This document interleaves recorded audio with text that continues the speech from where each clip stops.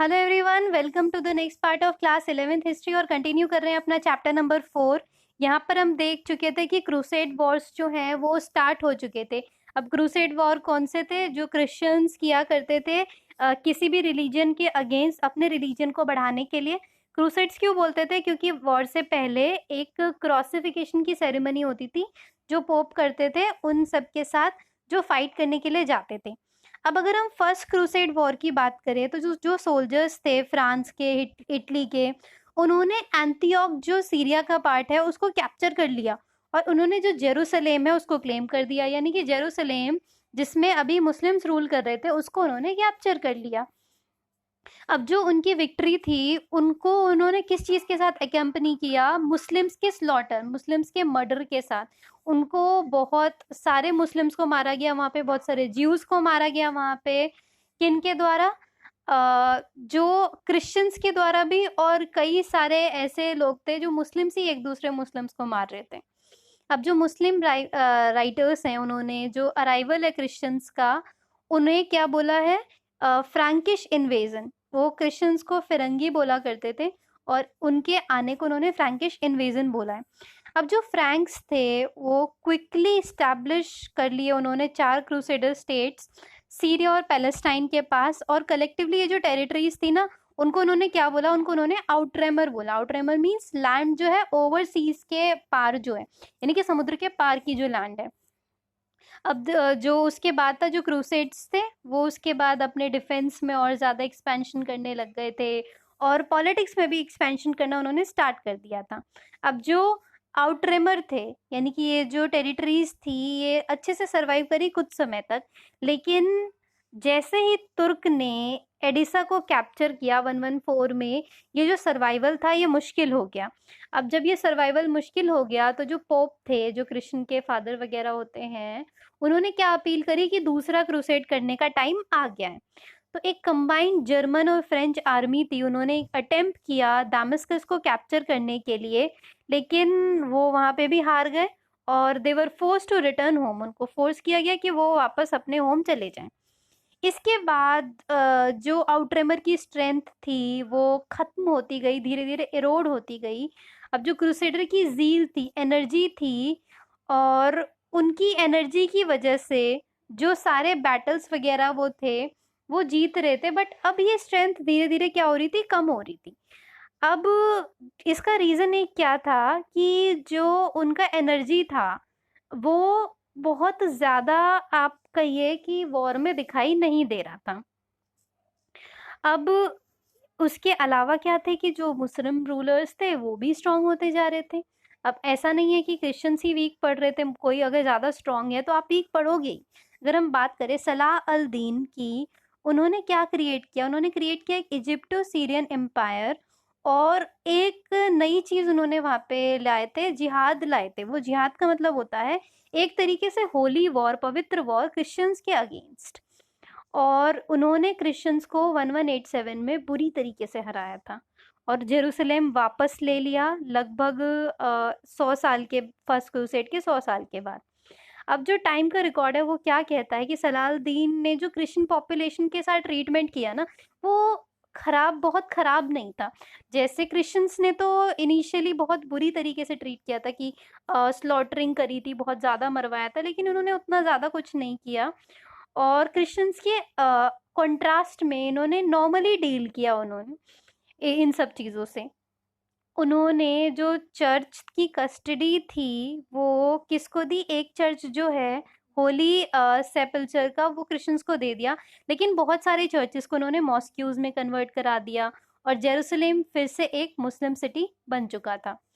अब ये जो सिटी का लॉस हुआ क्रिश्चियंस के हाथ से, जो जेरूसलेम चला गया, उसकी वजह से थर्ड क्रूसेड जो होता है वो स्टार्ट होने लग जाता है 1189 में। अब जो क्रूसेडर्स थे उन्होंने क्या करा कि उन्होंने थोड़ी बहुत चीज़ें इसके अंदर जीती, जैसे कि कुछ टाउन्स जीते पैलेस्टाइन के, और जेरूसलेम में क्रिश्चियन की एक तरीके से एंट्री उन्होंने जीत ली थी। अब जो मामलुक्स थे, जो रूलर थे इजिप्ट के, उन्होंने क्या करा कि फाइनली जो क्रिश्चियंस, क्रूसेडिंग क्रिश्चियंस थे, उनको पैलेस्टाइन से क्या कर दिया इन्होंने? ड्रोव ऑफ कर दिया, भगा दिया इन्होंने। और जो यूरोप था वो ग्रेजुअली मिलिट्री इंटरेस्ट से दूर होके फोकस करने लग गया था इंटरनल पॉलिटिकल और कल्चर डेवलपमेंट पे। एज इफ वो बहुत ज्यादा वॉर्स पे ध्यान ही नहीं दे रहे थे कि वॉर तो हम जीत ही जाएंगे। अब जो क्रूसेड्स हैं उन्होंने एक लास्टिंग इम्पैक्ट छोड़ा है क्रिश्चियन मुस्लिम रिलेशन पे। एक जो हार्शर एटीट्यूड था मुस्लिम स्टेट का क्रिश्चियन के टुवर्ड, ये एक बिटर मेमोरी है। जो ओवरऑल हम ये चीजें देखें तो एक दूसरे के प्रति ये क्या लोग थे, ये थोड़े बिटर थे कि एक दूसरे के रिलीजन को एक समय के बाद ये बर्दाश्त नहीं कर पा रहे थे। और दूसरा क्या है कि ग्रेटर इन्फ्लुएंस पड़ा था किसका, इटालियन मर्केंटाइल कम्युनिटीज का, जिससे ट्रेड वगैरह पे इम्पैक्ट हुआ था, ट्रेड ईस्ट में वेस्ट में।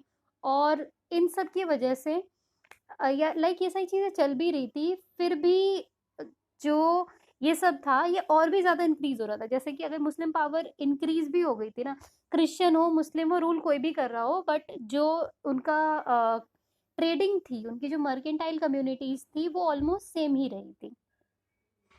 अब हम फ्रांक्स इन सीरिया की बात करते हैं। देखिए बहुत प्यारी सी कहानी है, उससे पहले ये फोटो देखिए आप। Wow, this is beautiful. अब एक क्रूसेडर कैसल है सीरिया का, ये क्रूसेड्स के दौरान बनाया गया था। इम्पोर्टेंट बेस था ये अरब कंट्रोल एरिया पे अटैक करने का। बाद में मामलुक सुल्तान ने इस पे कैप्चर कर लिया था और इसको अपना बना लिया था। अब फ्रांस इन सीरिया, अब देखिए अगर कहीं पर भी वॉर होता है किसी दो कम्युनिटी के बीच में, तो हम क्या इमेजिन कर लेते हैं कि उस कम्युनिटी के सारे लोग एक दूसरे के दुश्मन होंगे। बट ये कहानी थोड़ी सी अपोजिट है। ये क्या बताती है कि अगर वॉर चल रहा है दो कम्युनिटी के बीच में, तो दो लोग शायद दोस्त भी हो सकते हैं। अब जो ट्रीटमेंट है मुस्लिम पॉपुलेशन का वो डिफरेंट था वेरियस फ्रैंकिश जो लॉर्ड्स थे उनके यहाँ पे। अगर अर्लीस्ट ऑफ क्रूसेडर्स की बात करें जो सीरिया और पैलेस्टाइन में सेटल हो गए थे, वो टॉलरेंट थे मुस्लिम पॉपुलेशन को लेके, पर जो बाद में दिक्कतें थी वो बढ़नी शुरू हो गई। अगर हम उसामा इब्न मुनकिद की बात करें, 12th सेंचुरी सीरियन मुस्लिम थे। उन्हें एक बहुत इंटरेस्टिंग चीज़ कहनी थी अपने न्यू नेबर्स के बारे में। क्या कहते हैं वो, कि जो सारे फ्रैंक्स थे, जो कुछ लोग थे वो कंट्री में आके सेटल हो गए थे और मुस्लिम से एसोसिएट थे, लाइक मुस्लिम से ही क्या हो गए थे, एसोसिएट हो गए थे ये सारे लोग। अब जो हमारे उसामा इब्न मुनकिद हैं वो क्या कहते हैं कि ऐसा नहीं है कि वो सारे खराब थे, उनमें से कुछ अच्छे भी थे। जैसे एक एग्जांपल उन्होंने क्या दिया है कि एक बार एक जो मैन था, once I sent a man to Antioch on business, मैंने एक मैन को एंटियोक भेजा था बिजनेस के सिलसिले में। उस समय पे चीफ थियोडोर सोफियानोस एक ईस्टर्न क्रिश्चियन थे, वो वहाँ पे थे। और वो जो हमारे क्रिश्चियन थे और मैं जो था, मैं दोस्त, हम दोनों दोस्त थे। वो काफ़ी पावरफुल था एंटियोक में। एक दिन उसने मेरे आदमी को बोला जिसको मैंने वहाँ पे भेजा था कि यू नो व्हाट, मेरे कुछ फ्रेंकिश फ्रेंड्स ने मुझे इनवाइट किया है, तो आप भी मेरे साथ चलिए। अब मेरे मैन ने मुझे कहा कि ये सब उन्होंने मुझे बोला है, तो मैं उनके साथ चला गया। यानी कि मैं मुस्लिम और वो क्रिश्चियन और हम दोनों साथ में जाते हैं। और वो हमें लेके जाता है एक पुराने नाइट्स जो है, पुराने वॉरियर हैं, उनके घर में लेके जाता है, जो लगभग फर्स्ट फ्रैंकिश एक्सपीडिशन के टाइम पे आए थे। वो ऑलरेडी रिटायर हो चुका है मिलिट्री सर्विस से, और एंटियोक में काफ़ी प्रॉपर्टी है जिससे वो रहता है। अब जब मैं वहाँ पे जाता हूँ, एक बहुत ही प्यारी सी उन्होंने डाइनिंग टेबल लगा रखी थी, फूड था वहाँ पे, बहुत ही टेस्टी लग रहा था, क्लीनली सर्व था। अब मैं वहाँ पे थोड़ा-सा रिलक्टेंट हुआ, लाइक मैं वहाँ पे नहीं खाना चाह रहा था। और उसने ये चीज़ ऑब्ज़र्व कर लिया और उसने क्या कहा कि आप अपनी इच्छा से यहाँ पे खाना खा सकते हैं, बट यू नो व्हाट, मैं आपको बता दूँ, मैं फ्रैंकिश फूड नहीं खाता हूँ। मेरी जो वुमन कुक है ना वो इजिप्शियन है, और यू नो व्हाट, वो जो प्रिपेयर करती है मैं सब खा लेता हूँ। और यू नो मेरे यहाँ स्वाइन का फ्लेश भी नहीं आता। अब स्वाइन का फ्लैश क्यों बोला था, क्योंकि मुस्लिम्स में जो स्वाइन फ्लैश होता है वो इम्प्योर माना जाता है, they can not eat that. तो ये चीज़ उन्होंने क्यों बोली थी कि सामने वाला मे बी मेरे यहाँ डिनर कर ले। सो आई एट, इसीलिए मैंने क्या करा, वहाँ पे खाना खा लिया, लेकिन कुछ कॉशन के साथ, कुछ थोड़ी सावधानी के साथ, क्योंकि थे तो भैया एक कम्युनिटी दूसरे कम्युनिटी की दुश्मनी। उसके बाद मैं मार्केट में जा रहा था वहाँ पे, और मैंने सडनली क्या देखा कि एक फ्रैंकिश वुमेन जो थी, उसने मेरे को देखा और अपनी लैंग्वेज में कुछ कुछ बड़बड़ाने लग गई। मैं समझ ही नहीं पा रहा था वो क्या कह रही थी। तो तुरंत फिर वहां पे जो फ्रैंक लोगों का क्राउड था वो इकट्ठा होने लग गया, और मेरी तो हालत खराब भैया कि शायद मेरे जीवन का अंत आ गया है। तभी मैंने देखा कि वही जो सेम वॉरियर था ना, वो एकदम से अपीयर हो जाता है और उन वुमेन से पूछता है कि what do you want of this Muslim, तुम्हें इस मुस्लिम से क्या चाहिए? वो रिप्लाई करती है ही किल्ड माय ब्रदर हुरसो, इसने मेरे भाई हुरसो को मारा है। अब हुरसो कौन था? हुरसो वॉरियर था अफामिया का, जो किल किया गया था हामा की आर्मी के द्वारा, यानी कि किसी मुस्लिम के द्वारा वो किल किया गया था। अब वो जो नाइट था, वो जो वॉरियर था, उसने उस पे शाउट किया, कहा कि ये मैन एक बुर्जासी है। बुर्जासी मतलब एक मर्चेंट है, ये कभी भी वॉर वगैरह में नहीं जाता है। अब वो एकदम से शाउट करता है क्राउड पे, तो सब लोग इधर उधर फिर चले जाते हैं, फिर वो मेरा हाथ पकड़ता है और हम वहां से चले जाते हैं।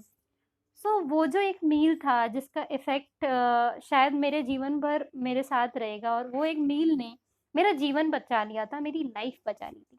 तो ये छोटी सी स्टोरी क्या बता रही है कि अगर दुश्मनी भी है, कहीं पर बहुत दुश्मनी है, फिर भी कहीं न कहीं कुछ ना कुछ ऐसा होता है जो आपको जोड़ के रखता है।